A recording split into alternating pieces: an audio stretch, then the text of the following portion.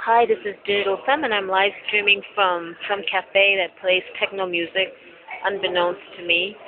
I had to step out, and here I am at Extra Blatt in Bockenheim in Frankfurt.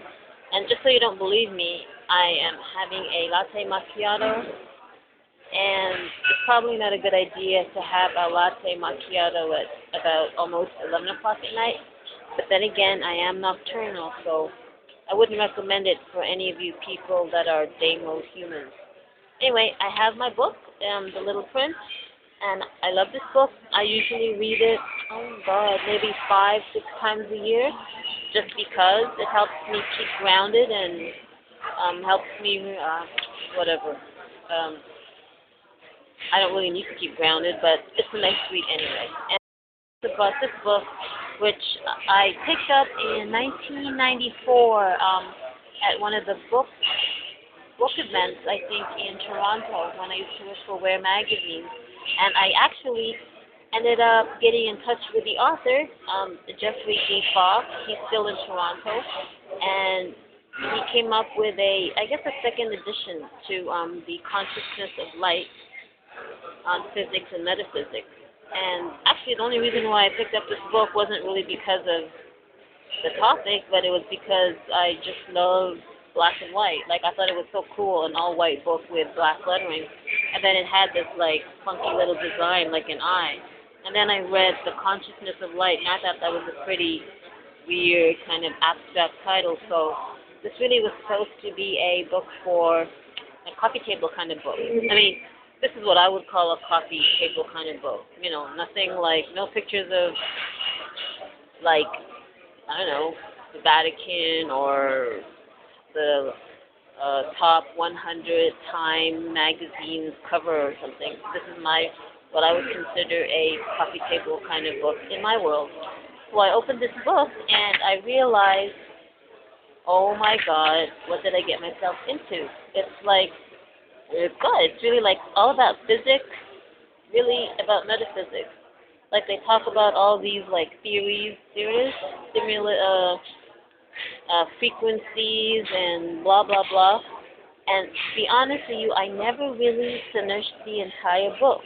I would pick it up through the years. It's already been, let's see, if I picked it up in 1994, that makes it 14 years of what? Oh my God, 1994, 2004. Holy crap, that's 14 years I've had this book. And you know what? I was in Toronto. I moved to Texas in 1996, and I'm here in Germany. So no matter what or where I've moved to, this book is always the one item I make sure to bring with me wherever I go. And perhaps that's because I still haven't really read it from back to front, but really it's probably because I really still do not understand a lot of the concepts here, and I'm hoping that one day, before I poof out of this world, I hope to get the gist of it. Oh, see? Here it does this little yin-yang diagrammatic blah. Here it is. Goethe. Oh, how neat. I'm here in Germany, and here's a quote by Goethe, which in the U.S., I've heard it say go with, but I got very heavily reprimanded. So what does this dude say? As long as you do not know how to die and come to life again, you are but a sorry traveler on this dark earth. And there you go. So yes, this book I've taken with me. The Little Prince, actually, oh my God, this is like must be my 7th copy of this book. I buy a copy. I love it so much. I want other people to read it. I ask people if they've actually read it, and if they say no, I give it to them. Oh, hello. Dankeschön. Okay, that's my potato soup. Yes, potato soup. This is like my dinner at 11 o'clock at night, and I can because I am nocturnal.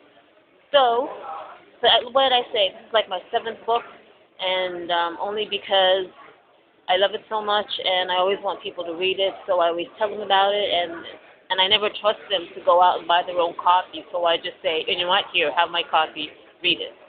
And then I get in touch with them like a week later and ask them, well, have you read it? and they say yes or they say no. Those that say yes, I can tell they're lying to me because they don't get all excited about it. Oh, this book, it's like my, what is it? Kahil Gibran's The Prophet. I must have had like, I don't know, 9 copies of that book. It's just like this one. I think Kahil Gibran is a wonderful poet, writer, whatever you want to call him. And I end up giving the book to people too, as long as they show interest at least. And that's also like The Art of War. I must have had, bought like 12 copies of The Art of War, and yeah, I mean, I'm telling people, if you haven't read this book, you have to read it. So I end up giving that away, but no more. I decided to stop with the book giving. Perhaps if my finances are a little bit better, but I am in Europe and it is Euro, so forget it. So I've just decided to whatever I have now, I'm going to keep until things start getting better. And well, actually, it's not so empty here. There's more people on the outside of this cafe, which, oh my God, if I could just step out, all those tiny little lights out there are actually like little candles. So there's a big, huge patio cafe area that takes up like, oh no, for those of you in Toronto, like two widths of Spadina. If Sinead was listening to this quick, you know what I mean. And there's some people inside, but I think there's a lot of people outside because it's a really nice night, and plus there's a lot of people who smoke. And that's the thing. There's a lot of people that smoke here in Germany. I don't know, could it just be me? But I've lived in Toronto, I've lived in Houston, and I know in Toronto back in the 90s they instilled that law. Nobody could smoke. I mean, it was no longer allowed to smoke inside buildings, like public buildings and such. And I know people boo-ha-ha'd and guffawed about it, but it was cool. And then when I moved to Texas, in Houston, they instilled that law maybe 2-3 years ago. Okay, but here in Germany, they just did that law last year, I believe. And it seems like ever since they did that law, the whole of Frankfurt just smells like one big smoke thing. I'm biking and I just feel smell smoke. I'm walking and I smell smoke. And the most funniest thing here, a lot of people bike in Europe. A lot of people, yeah, bike around the city. And there was one Sunday I decided to go biking in the neighborhood, and there was this really attractive lady. She got on her bike. Well, I only saw her from the back and a little bit on the side. So she gets on her bike, and I'm thinking, wow, a girl like me going out biking on a Sunday, and so I ended up following her.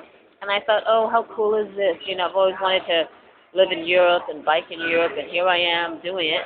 And then all of a sudden, I see like puffs of smoke coming out of her being while biking, and the thing is, I'm biking right into her puff of smoke. And then I realized, oh my God, this attractive girl who I thought would like to be fit and healthy like moi was actually smoking while biking. And that's the most hilarious thing I find is that people can actually bike, because I equate cycling and biking as something healthy to do. And then you smoke. So what's up with that? How hypocritical is that? Anyway, I think I'm going to eat now, and I think I will stop because you guys must be really damn bored. So I'm sorry, but what can you do? I've already recorded 7 minutes and 48 seconds and counting, and there's a delay of 2 minutes and 57 seconds. Okay, well, hopefully everybody has a good night. Bye.